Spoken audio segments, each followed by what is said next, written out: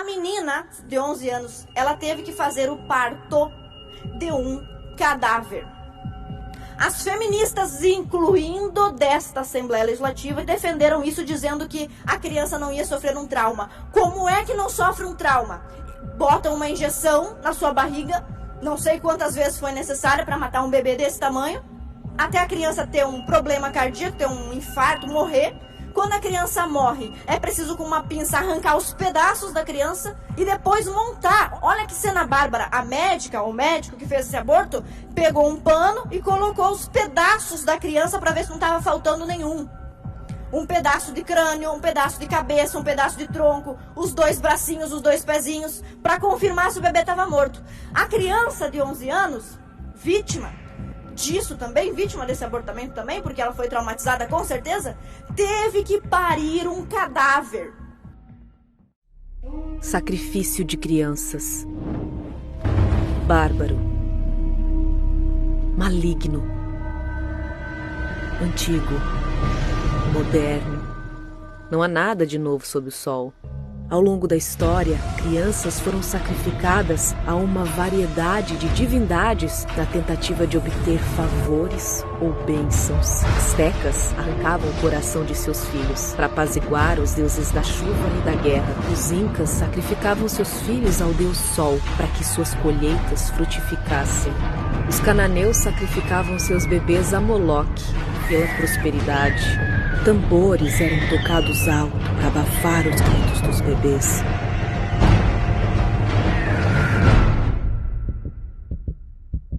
O sacrifício de crianças nunca parou e ainda não ouvimos seus gritos.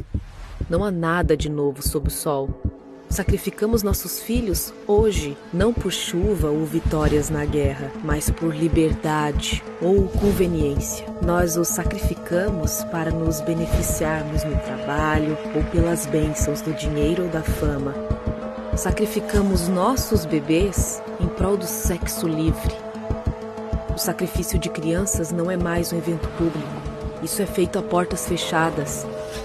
Em vez de queimá-los ou esfaqueá-los de modo sangrento, há um evento limpo, estéril e clínico. Não jogamos nossos filhos no fogo, nem os deixamos congelar até a morte. Deixamos nossos bebês morrer de fome. Nós os envenenamos. Nós arrancamos seus braços e pernas e esmagamos seus crânios. Chamamos isso de escolha. Chamamos isso de empoderamento. E nossa cultura aceita isso. Nós celebramos esse ato. Celebramos o assassinato de bebês. Consideramos isso vital para a nossa existência. Tornou-se um direito, mas nada mudou. Não há nada de novo sob o sol. Seres humanos inocentes ainda estão sendo sacrificados para satisfazer desejos egoístas dos mais poderosos. O sacrifício infantil moderno está prosperando. Devemos acabar com isso. Acabar com o aborto. O clima em Santa Catarina é de luto. E muitas são as informações desencontradas a respeito do assassinato desse bebê de 7 meses. Para que pudéssemos colocar luz sobre esse assunto, eu organizei 7 tópicos para que todos consigam entender o que foi que aconteceu e como se organizam os lobbies abortistas no estado de Santa Catarina, no Brasil e no mundo.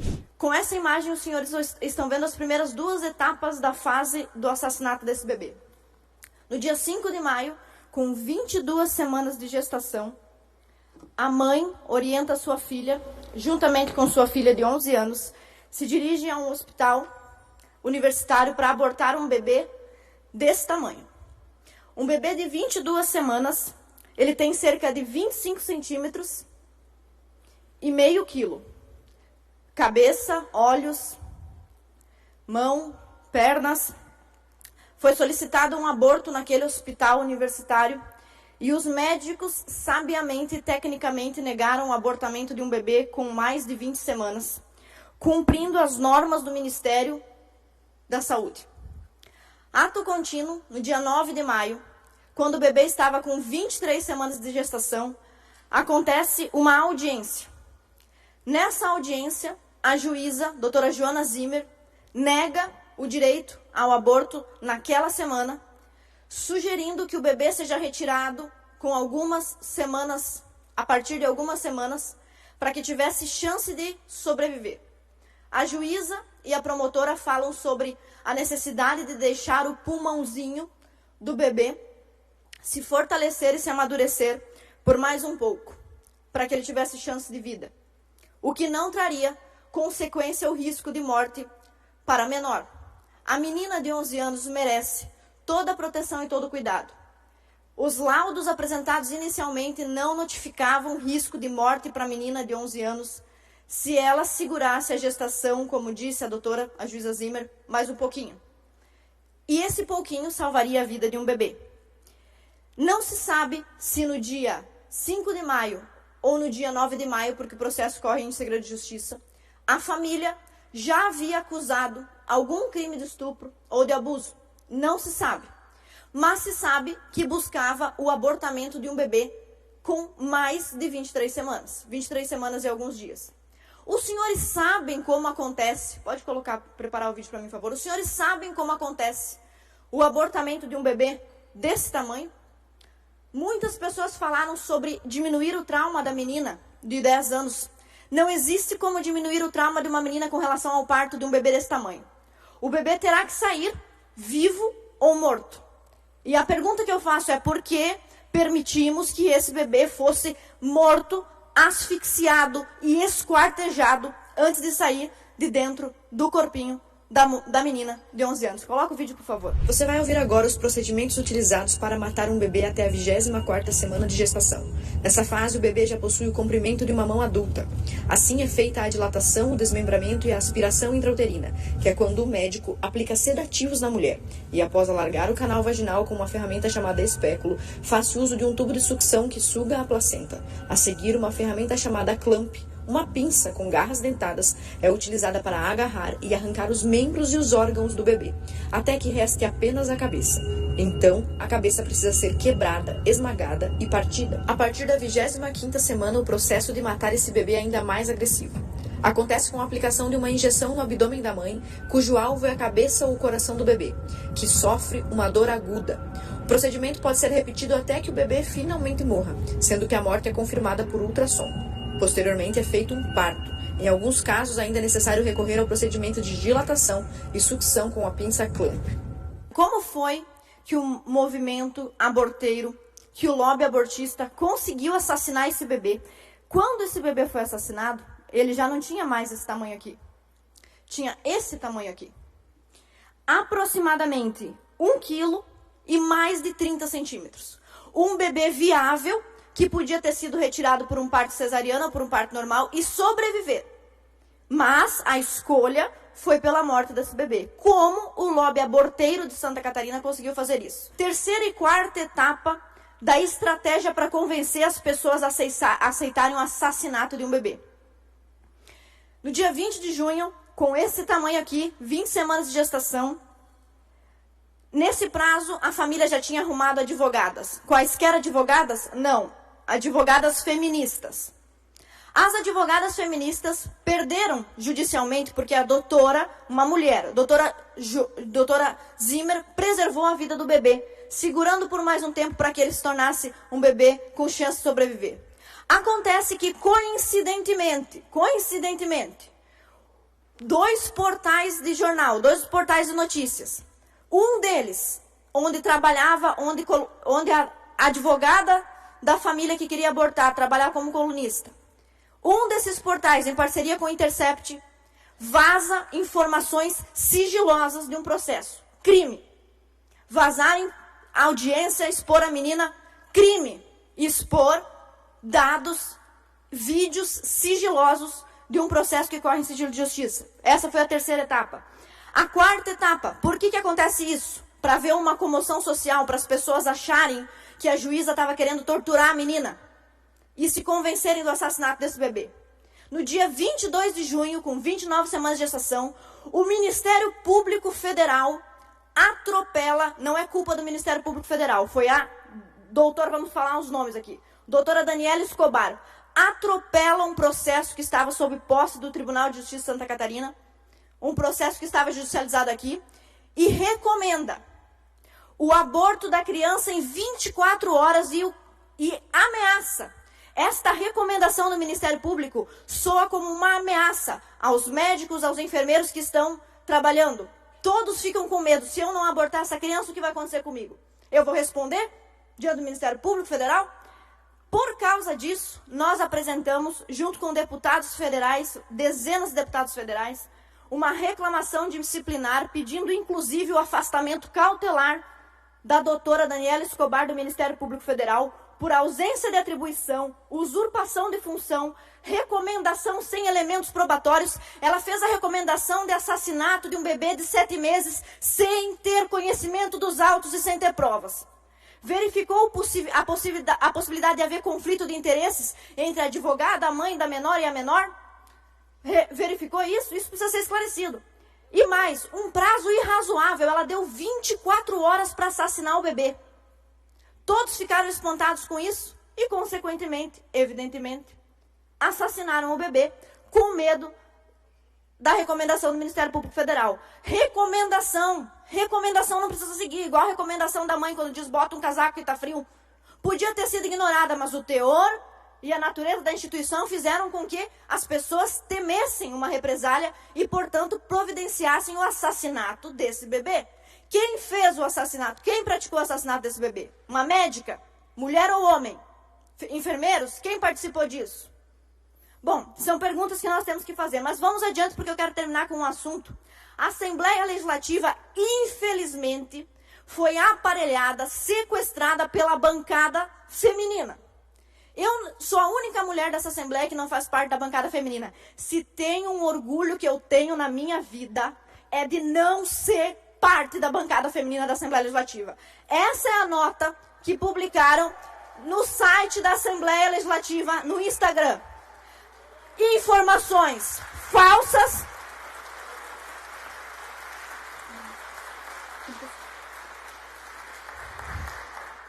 Informações falsas.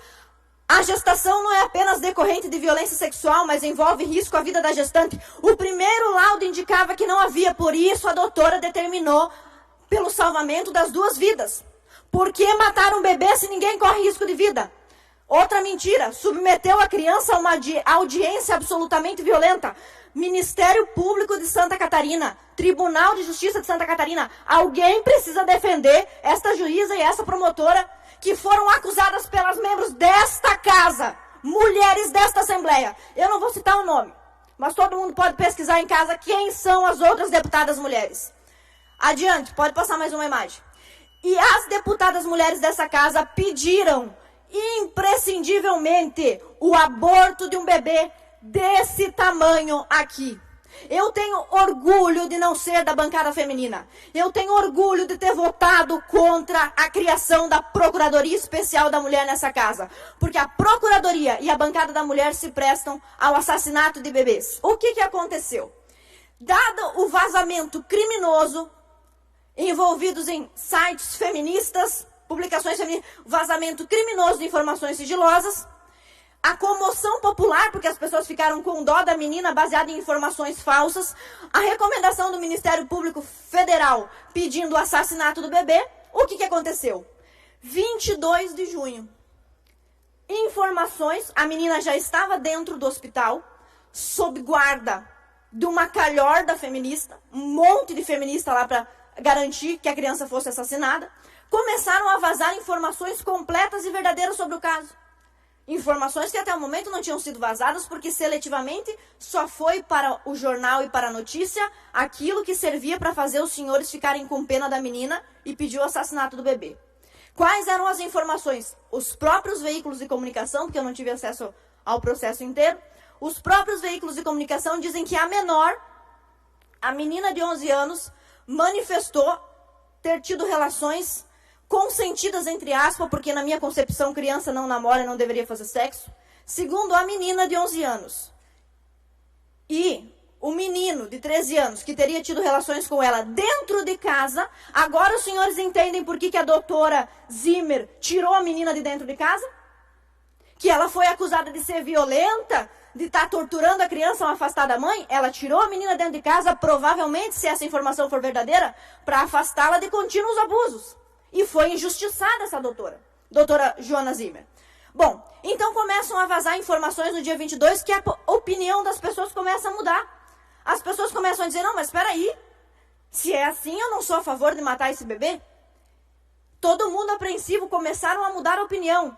Só que aí no dia seguinte sai a informação, nós já matamos o bebê ontem. Não sei se mataram o bebê um dia anterior ou naquele dia, se demoraram para matar. O procedimento de aborto provavelmente durou 2 dias. A menina de 10 anos, de 11 anos, ela teve que fazer o parto de um cadáver. As feministas, incluindo desta Assembleia Legislativa, que não é culpa da Assembleia, eu estou me referindo única e exclusivamente às deputadas mulheres da bancada feminina, as feministas daqui defenderam isso dizendo que a criança não ia sofrer um trauma. Como é que não sofre um trauma? Botam uma injeção na sua barriga, não sei quantas vezes foi necessária para matar um bebê desse tamanho, até a criança ter um problema cardíaco, ter um infarto, morrer. Quando a criança morre, é preciso com uma pinça arrancar os pedaços da criança e depois montar. Olha que cena bárbara. Olha que cena bárbara. A médica, o médico que fez esse aborto, pegou um pano e colocou os pedaços da criança para ver se não estava faltando nenhum. Um pedaço de crânio, um pedaço de cabeça, um pedaço de tronco, os 2 bracinhos, os 2 pezinhos, para confirmar se o bebê estava morto. A criança de 11 anos, vítima disso também, vítima desse abortamento também, porque ela foi traumatizada com certeza, teve que parir um cadáver. Depois de você sofrer uma relação sexual precoce, em termos inadequados, você ainda passa pelo parto de um cadáver. Levando tudo isso em conta, nós estamos apresentando, graças a 14 deputados, e eu quero agradecer nominalmente esses 14 deputados, que imediatamente, no mesmo dia em que eu propus essa CPI, no mesmo dia, na mesma hora, se prontificaram a assinar. Deputado Ricardo Alba, deputado João Amin, Gessé Lopes, Ivan Nats, Sérgio Mota, Márcio Machado, Sargento Lima, Ismael dos Santos, Kennedy Nunes, Onir Mocelin, Jair Mioto, Nilson Berlanda, Bruno Souza e Osmar Vicentini. Quem está... Por favor.